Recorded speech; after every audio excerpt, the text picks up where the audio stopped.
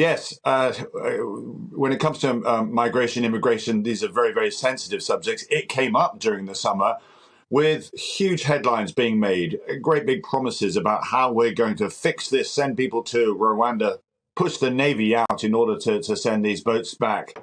And we're beginning to realize that this is a far more complicated problem. And I would say, before going into the detail, this problem is going to get significantly more serious over the next decade, not just in Dover, but Europe as well, because of the consequences of climate change. There's going to be parts of Africa and Asia which will become inhospitable. You won't be able to grow crops there. The states will have problems in controlling issues, and people will then flood in biblical numbers to Europe and including to the UK. We have to get this right. We have to look at the source of the problem. That's, why do people choose to take the biggest decision of their lives, to pack up, turn their backs on places like Somalia, on Yemen, Iraq, Syria, and Afghanistan, and so forth?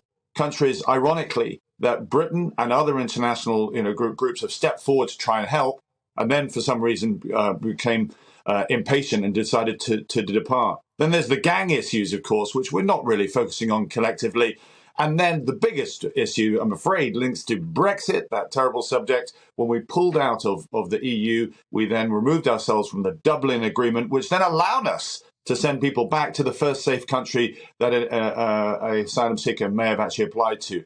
A lot of work to be done here to get this right. But at the moment, we're chasing almost fantasy policies, as I say, to do with the Navy in Rwanda, thinking that's going to solve this.